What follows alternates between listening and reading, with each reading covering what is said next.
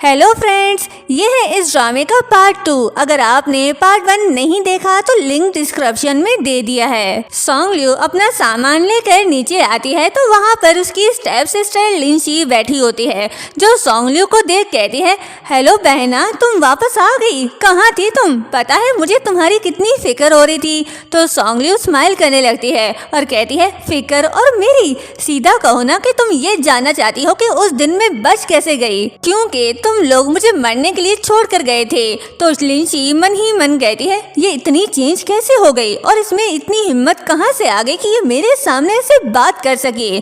फिर कहती है, बहना तुम मेरे बारे में ऐसा कैसे सोच सकती हो? सॉन्ग लियो से इग्नोर करके जाने लगती है तो वो उसका हाथ पकड़ कर कहती है, कहाँ जा रही हो बहना, तुम गलत समझ रही हो। उस दिन डैड और भाई थोड़ा गुस्से में थे, लेकिन आज अगर तुम उनसे ठीक से माफी मांगोगी तो वो तुम्हें जरूर माफ कर देंगे। और अपने डैड और भाई को आवाज देने लगती है। तो सॉन्ग लियो मन ही मन कहती है, तो ये है इस कहानी की विलन। इसकी वजह से ओरिजिनल सॉन्ग लियो को बहुत कुछ फेस करना पड़ा। ये अडॉप्टेड बेटी 5 साल की उम्र में ही सॉन्ग फैमिली में आ गई थी और उसके बाद इसने सॉन्ग लियो से उसका सब कुछ छीन लिया, इवन के उसके डैड और भाई को भी अपने साइड कर लिया। और तो और सॉन्ग लियो के फियांसे को भी सेड्यूस करके अपना फियांसे बना लिया। और अब देखो कितनी नौसट बनने की एक्टिंग करी है। फिर लिंशी से अपना हाथ छुड़ाते हुए कहती है, तुम ये नाटक क्यों करी हो? यहाँ हम दोनों के सिवा कोई भी नहीं, तो प्लीज अपना ये ड्रामा बंद करो। लेकिन लिंशी और भी इनोसेंट बनने का नाटक करती है और कहती है, सिस्टर ये तुम क्या कह रही हो? मुझे तो कुछ भी समझ नहीं आ रहा।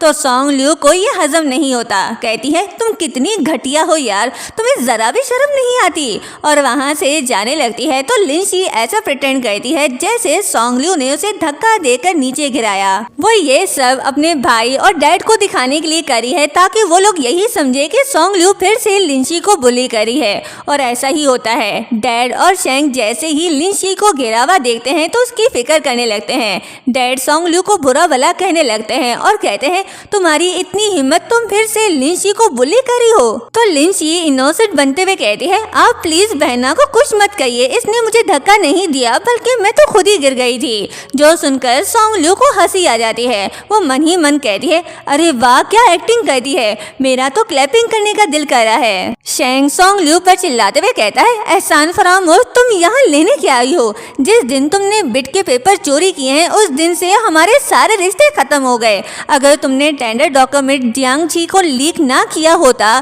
तो सॉन्ग फैमिली टेंडर हार कैसे सकती थी? तो सॉन्ग लियो कहती है, कैसे अजीब इंसान हो तुम, मैं आखिरी बार बोल रही हूँ कि मैंने कोई चोरी नहीं की, वो तो लिंशी थी जिसने बिट डॉक्यूमेंट चुराए थे। जो सुनकर डैड उस पर गुस्सा करने लगते हैं और कहते हैं, तुम्हें शर्म आनी चाहिए अपनी ही बहन पर इल्जाम लगाते हुए। तुम अब भी अपनी बहन को बुरा भला कह रही हो जबकि वो तुम्हारी साइड ले रही है। तुम उस रात बच कैसे गई? तुम्हें तो मर जाना चाहिए था। जो सुनकर सॉन्ग लियो मन ही मन कहती है, अच्छा तो डैड यही चाहते थे कि मैं मर जाऊं, इसलिए उन्होंने मुझे उस रात स्नोफॉल में मरने के लिए छोड़ दिया था।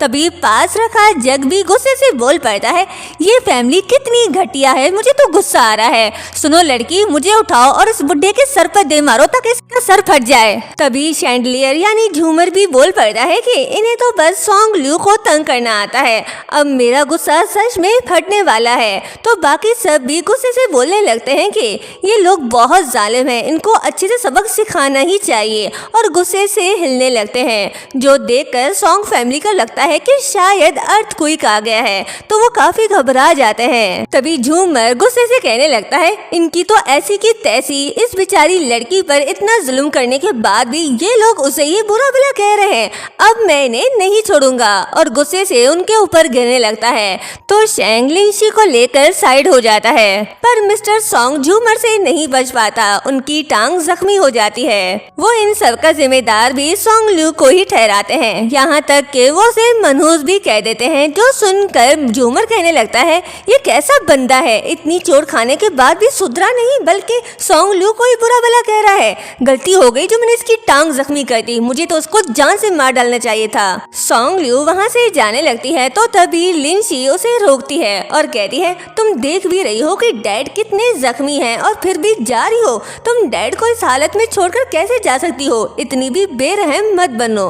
तो सोंगल्यू कहती है, अभी थोड़ी देर पहले ही तो तुम लोगों ने मुझे सारे रिश्ते नाते खत्म कर दिए और अब तुम कह रही हो कि मुझे इतना बेरहम नहीं बनना चाहिए। क्या डैड का ख्याल तुम अकेले नहीं रख सकती जो तुम्हें मेरी जरूरत है? वैसे मुझे नहीं लगता कि डैड मुझे अपनी सेवा करवाने देंगे। सही कहा ना? सोंगल्यू की ये बातें सुन कोई खुश हो या ना हो, लेकिन घर की सारी चीजें खुश हो जाती हैं। झूमर कहता है, अरे वाह, फाइनली इस लड़की ने अपने लिए स्टैंड ले ही लिया। और बाकी सब भी खुश हो जाते हैं कि सोंगल्यू अब पहले जैसी बेचारी नहीं रही, वो अपने लिए लड़ना सीख गई है। सोंगल्यू का एटीट्यूड देख लिनची मन ही मन कहती है, ये इतनी कैसे बदल गई? और सोंगल्यू से कहती है, तुम ये कैसी बातें कर रही हो? ऑफ कोर्स डैड का ख्याल रखने के लिए मुझे तुम्हारी जरूरत है, मैं अकेली डैड का ख्याल नहीं रख सकती।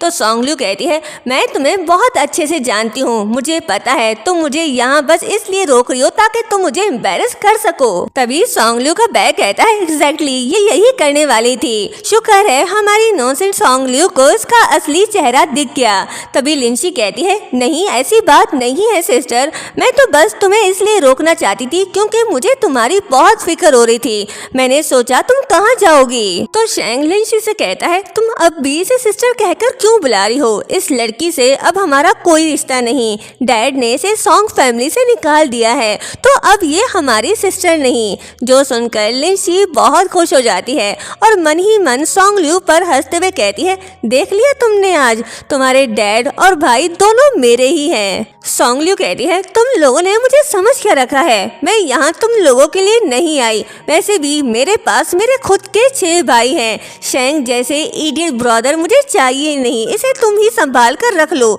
और वहाँ से जाने लगती है। लिंची उसको आवाज देती है और कहती है, लेकिन ये तो बताती जाओ कि तुम्हारे 6 ब्रदर एकदम से कहाँ से आ गए?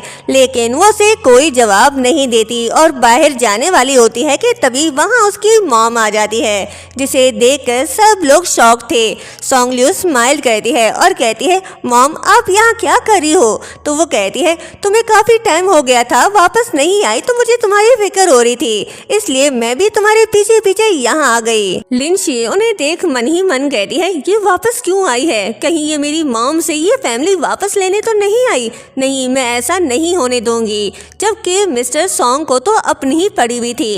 वो अपने टांग से झूमर हटाने की कोशिश करते हैं, लेकिन वो बहुत भारी था, तो मन ही मन कहते हैं, मैं हमेशा से चाहता था कि ये वापस आ जाए, लेकिन मेरी किस्मत तो देखो, ये किस टाइम वापस आई है। ओ गॉड, ये कितना एम्बैरेसिंग है। फिर इतराते हुए सोंगल्यू की मॉम से कहता है, ओ तो तुम्हें मुझे छोड़ने का रिग्रेट हो ही गया। उस विलेजर हस्बैंड के साथ गुजारा नहीं हो रहा था, इसलिए मेरी याद आ गई और तुम मेरे पास वापस चली आई। सोंगल्यू हैरान होकर सोचने लगती है, शायद इन्हें मॉम के हस्बैंड के बारे में नहीं पता, तभी तो वह ऐसी फालतू बातें कर रहे हैं। भला ली फैमिली के हेड की वाइफ को किस चीज की कमी हो सकती है? फ्लैशबैक से पता चलता है कि लिंची ने ही अपने डैड को बताया था कि उनकी एक्स वाइफ ने एक फार्मर से शादी कर ली, क्योंकि उसने उन्हें एक दिन फील्ड्स में देखा था जहां वो फोटोग्राफी के लिए आई थी। लेकिन लिंची को लगा कि शायद उन्होंने एक फार्मर से शादी की, इसलिए मिस्टर सोंग उन्हें एक फार्मर की वाइफ समझ रहे थे। प्रेजेंट में लिंची की मॉम उनसे कहती है, इतनी अकड़ किस बात की है तुम में? बस पैदा ही एक अच्छे खानदान में हुए हो, इसके अलावा कोई खूबी नहीं है तुम्हारे पास। और अगर मैं एक फार्मर की वाइफ हूँ तो उसमें बुरा ही क्या है? और उसकी बात समझते हुए सोंगल्यू भी कहती है, हाँ इसमें बुरा ही क्या है? इनफैक्ट फार्मर से ही हमारी कंट्री चल रही है, खाने की हर चीज वही लोग उगाते हैं। और वैसे भी किसी महान आदमी ने कहा था कि मेहनत करने वाले की कभी हार नहीं होती। जो सुनकर सोंगल्यू की मॉम हंसने लगती है। सोंगल्यू उनसे कहती है, मेरी मॉम के 6 बेटे हैं, यानी मेरे पास 6 भाई हैं। जो सुनकर लिंची हंसने लगती है और कहती है, हाँ वो सब भी तुम्हारी मॉम और इनके हस्बैंड की तरह फार्मर ही होंगे। तुम्हें पता है ग्रैंडपा ली ने एक पार्टी अरेंज की है जिसमें वो अपनी ग्रैंड डॉटर को सबसे इंट्रोड्यूस करवाने वाले हैं और उनके 6 ग्रैंड सन्स भी हैं। पता है वो सब के सब ऑसम हैं। जो सुनकर सोंगल्यू को तो हंसी आ जाती है। वो मन ही मन कहती है, इस बेचारी को क्या पता कि ली फैमिली की ग्रैंड डॉटर कोई और नहीं बल्कि मैं ही हूँ। वैसे अगर लिंची को ये बात पता चल गई तो ये जलन के मारे मर ही जाएगी। और यहीं पर ये पार्ट एंड होता है। चैनल को सब्सक्राइब और वीडियो को लाइक शेयर करना मत भूलिएगा। Thank you so much.